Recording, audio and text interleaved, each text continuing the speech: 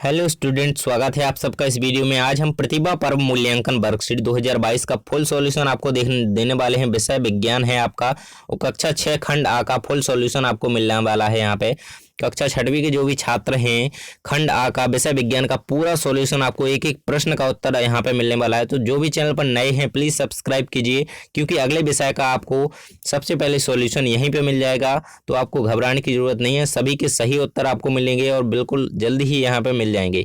तो आप सब्सक्राइब कर लीजिए। सब्सक्राइब करने के लिए आपको नीचे लाल कलर का सब्सक्राइब का बटन दिख रहा होगा, तो आप उसे दबा करके बेल आइकन को प्रेस कर दीजिएगा ताकि आपको अगला वीडियो सबसे पहले मिल सके। तो यहाँ पे आपका शुरुआत आपको कैसे करनी है, तो आपको यहाँ पे अपना नाम लिख देना है। यहाँ पे पिताजी का नाम, यहाँ पे विद्यालय का नाम, यहाँ पे आपको अपनी कक्षा 6 डाल देनी है। तो चलिए हम आगे देख लेते हैं। यहाँ पे आपको कुछ महत्वपूर्ण निर्देश दिए गए हैं, तो आप इन निर्देश को पढ़ लेंगे, अच्छी तरीके से रीड कर लेंगे, ये आपके लिए हैं। तो चलिए हम यहाँ से वर्कशीट का कार्य प्रारंभ कर लेते हैं। खंड आ के सभी प्रश्नों के उत्तर आपको मिलने वाले हैं, तो चैनल को सब्सक्राइब जरूर कर लें। देखिए यहाँ पे है, पहली जानना चाहती है कि चींटियां सीधी क्रम में किस संवेदी इंद्रियों के कारण चलती हैं। तो सूंघकर वो एक दूसरे के पीछे चलती हैं। ऑप्शन नंबर ये सही हो जाएगा।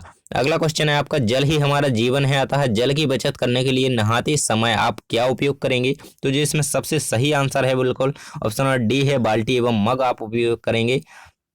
अगला क्वेश्चन है, केंचुओं को किसान का परम मित्र कहा जाता है क्योंकि वह मिट्टी की उर्वरता को बढ़ाते हैं। ऑप्शन नंबर 20 का राइट आंसर हो जाएगा, बिल्कुल यहाँ पे आप लगा लेंगे और लिख लेंगे। अगला क्वेश्चन है आपका, कौन से समूह का खाद्य पदार्थ सबसे अधिक समय तक सुरक्षित रहेगा। तो यहाँ पे अचार, आम पन्ना, ये तो खराब हो जाते हैं जल्दी, रोटी, ब्रेड, टोस्ट। तो इसका सही आंसर ऑप्शन नंबर सी वाला आपका उड़द, मूंग, पापड़ और बड़ी। तो ये आपके बिल्कुल सुरक्षित रहेंगे लंबे समय तक। तो आप इसका सही आंसर लगा लेंगे ऑप्शन नंबर सी। अगला है, दिए गए चित्र में गेहूं की खेती में रसोई तक की यात्रा दिखा रहे हैं, इनका सही क्रम लिखिए। तो आपको इसका सही क्रम लिखना है। यहाँ इधर उधर दिए गए हैं, आपको सही क्रम में इन्हें लिखना है। जैसे कि गेहूं की बुवाई से घर आने तक उसकी रोटी कैसे बनती है, वो सही क्रम आपको लिखना है। तो यहाँ पे ऑप्शन नंबर बी इसका सही आंसर हो जाता है बिल्कुल, और आपको यही लगा देना है। अगला क्वेश्चन है आपका, नीचे दिए गए गिलास में ORS का घोल बनाना है, तो आपको ORS का घोल बनाने के किस समूह का उपयोग करेंगे। यहाँ पे आपको ऑप्शन दिए गए हैं, पानी नमक, पानी शहद, पानी नमक धनिया और पानी नमक शक्कर। तो आपको ऑप्शन नंबर सी लगा देना है, सही आंसर हो जाएगा। पानी नमक और शक्कर आप मिलाएंगे तो ORS का घोल तैयार हो जाएगा। अगला क्वेश्चन है आपका, ऐसा वाद्य यंत्र जिसमें श्वास और सांस या सांस का उपयोग होता है। तो ऑप्शन नंबर ये सही हो जाएगा, बांसुरी बजाते वक्त श्वास का उपयोग होता है। अगला क्वेश्चन है आपका, आज चंद्रमा, इस प्रकार से कुछ यहाँ पे चित्र दिया गया है, ऐसा दिखाई दे रहा है। आज से 15 दिन बाद पूर्णमासी के दिन चंद्रमा कैसा दिखाई देगा। तो ऑप्शन नंबर डी सही हो जाएगा बिल्कुल, क्योंकि पूर्णमासी के दिन चंद्रमा फुल दिखाई देगा। कुछ इस प्रकार से आप यहाँ पे चित्र बना देंगे। अगला क्वेश्चन है आपका, अब हम लघु उत्तरीय प्रश्नों के उत्तर देखने वाले हैं, प्रश्न क्रमांक 9 से प्रश्न क्रमांक 13 तक के। तो 9वां क्वेश्चन है आपका, गिरगिट में पाई जाने वाली कोई 2 विशेषताएं लिखिए। तो गिरगिट सबसे ज़्यादा रंग बदलने में माहिर होता है। तो गिरगिट में रंग बदलने की क्षमता होती है, यह अलग अलग दिशाओं में एक साथ देख सकता है। तो आपको इसका सही आंसर यही लगा देना है। यहाँ पे आपको सही आंसर यही लिख देना है। अगला क्वेश्चन है आपका, खाद्य तेल किन किन बीजों से प्राप्त होता है, बीजों के नाम लिखिए। तो सोयाबीन, सूरजमुखी, ताड़, जैलून, मूंगफली, तिल, मक्का आदि से आपको खाद्य तेल प्राप्त होता है। तो आप इसका आंसर यही लिख देंगे। यहाँ पे आपको क्वेश्चन नंबर 10 का आंसर दिया गया है। देखिए अगला क्वेश्चन हम देख लेते हैं, आपका है, चाल किसे कहते हैं, उदाहरण से लिखिए। तो यहाँ पे आपको चाल का आंसर दिख रहा होगा, तो यहाँ पे उदाहरण भी आपको दिया गया है। आप पूरा आंसर इसी प्रकार से अपनी कॉपी में लिख देंगे।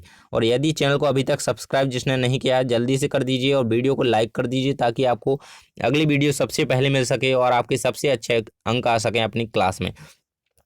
अनवीकरणीय व नवीकरणीय ऊर्जा संसाधन स्रोतों के नाम लिखिए। तो अनवीकरणीय ऊर्जा संसाधन जो हैं आपके कोयला, पेट्रोलियम, प्राकृतिक गैस आदि, और नवीकरणीय जो हैं आपके सौर ऊर्जा, पवन ऊर्जा, विद्युत ऊर्जा आदि। तो आप इसका आंसर यही लिख देंगे। अगला है आपका, वनों से होने वाले 4 लाभों को लिखिए। तो वनों से जो जो हमें लाभ प्राप्त होते हैं, तो कोई 4 लाभ हम यहाँ पे लिख देते हैं। तो देखिए सबसे पहले, वन वर्षा कराने में सहायक होते हैं, वनों से लकड़ी प्राप्त होती है, वनों से जीवों को संरक्षण प्रदान होता है, और वनों से विभिन्न औषधियाँ प्राप्त होती हैं। तो आप इसका आंसर यही लिख देंगे। तो वनों से हमें निम्न लाभ हैं, तो यहाँ पे 4 लाभ दिए गए हैं, आप इन्हें अच्छी तरीके से लिख देंगे। अब हम देखने वाले हैं दीर्घोत्तरीय प्रश्नों के उत्तर। 14 से 16 तक के प्रश्न हैं जो वो दीर्घोत्तरीय हैं। तो सबसे पहला प्रश्न है आपका, पानी की बचत यानी कि पानी के संरक्षण के लिए, जल संरक्षण के लिए संबंधित 4 उपाय लिखिए एवं जल चक्र का नामांकित चित्र बनाइए। तो आपको जल चक्र का नामांकित चित्र कुछ इस प्रकार यहाँ पे दिया गया है, ये चित्र रहा। और यहाँ पे जल संरक्षण के जो उपाय हैं वो यहाँ पे आपको दिए गए हैं, आपको यही उसमें लिख देने हैं कॉपी में। जल संरक्षण के लिए जो उपाय यहाँ पे दिए गए हैं जल बचाने के लिए, तो गाड़ी धोते समय पानी के पाइप की जगह बाल्टी व मग का उपयोग करना, घर में पानी के पादप से बह रहा पानी का पाइप को ठीक कराकर पानी बंद करना, यानी कि पाइप जो आपका ख़राब है उसे ठीक कराना और पानी ना बहे ऐसा करना। यहाँ पे आप चित्र भी बना लेंगे, यहाँ पे दिया गया है। ये रहा जल चक्र का चित्र, नामांकित है, आप उसे अच्छी तरीके से लिख लेंगे। और यहाँ पे और भी आपका थर्ड दिया गया है यहाँ पे, तो आप इसे भी लिख देंगे। ब्रश करते समय नल को बंद रखें, मग में पानी लेकर के उपयोग करना चाहिए ताकि जल संरक्षण हो सके। और वृक्षारोपण करके भी जल संरक्षण किया जा सकता है, ज़्यादा से ज़्यादा वृक्षों को लगाएं। अगला क्वेश्चन है आपका, प्लास्टिक तथा पॉलीथीन का भूमि की उर्वरा शक्ति पर क्या प्रभाव पड़ता है? वाहन कौन कौन सी ईंधनों से चलती हैं, उदाहरण से समझाइए।